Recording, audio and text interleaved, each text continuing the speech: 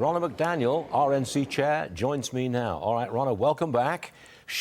McCarthy says he's just going to keep on pushing. He stays in this till he wins. Should he be doing that? Well, I think a lot of the people who support Kevin are not going to leave him. He traveled the country. He raised record money. He helped get the majority. He was the minority leader. He said, I'm going to get us the majority. And now we have retired Nancy Pelosi. So I think that his supporters are with him through the end. I do think we have so much in common as Republicans. All 222 of these members, we have so much more in common than we have that divides us. So I think there is common ground, and there's a way to bring this conference together to make sure that we get a speaker and we go on and do the business of the American people, which we were elected to do, which is why Nancy Pelosi was retired, because the American people wanted Republicans in charge. Do you think it makes any difference that former President Trump weighed in today and said, hey, back McCarthy?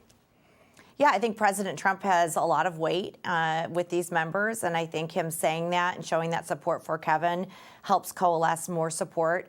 But I do think at the end of the day, there's compromise there. And I do think there's a way for these 222 members to come together and say, we have to tackle the border. We have to make sure we're doing the things that the American people want us to do. We have an energy crisis. We have recession looming.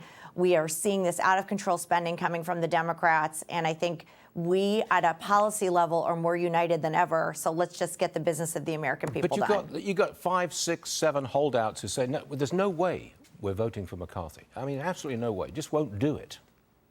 I'm more hopeful than that. I think there is a way. I think there's always a path. What's the way? Especially when you look at the Democrats and what they're doing to this country, and especially when you look at what the American people want us to do. They just elected us. You keep saying to take there over is the a way House, to bring this conference together. What is that way?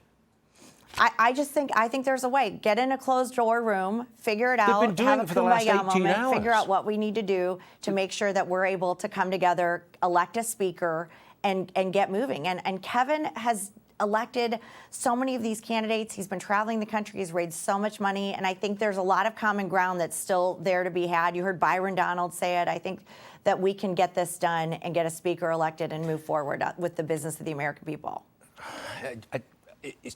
Okay. One last real I'm hopeful, Stuart. I'm hopeful. We have to come together.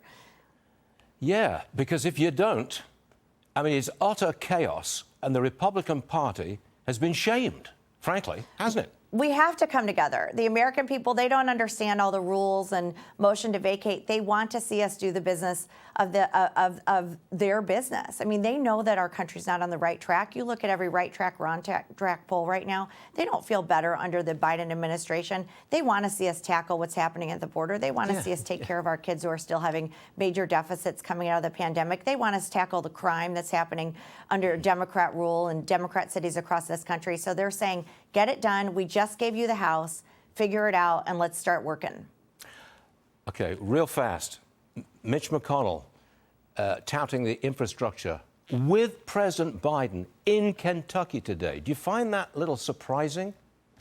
Yeah, I don't think Biden should be anywhere except at our border. But he look at in November. Kentucky, We had 233,000 crossings in our southern border. Biden has not been there one time. So we went from vacation all through Christmas and New Year's Eve, and then he comes back and once again isn't going to our border. What is Mitch McConnell doing touting a $1.7 trillion deal? Until Biden goes to the border. Okay. All right, we'll leave it right there, Ronna. But thanks very much for joining us. We appreciate it. Thank you very much. Okay.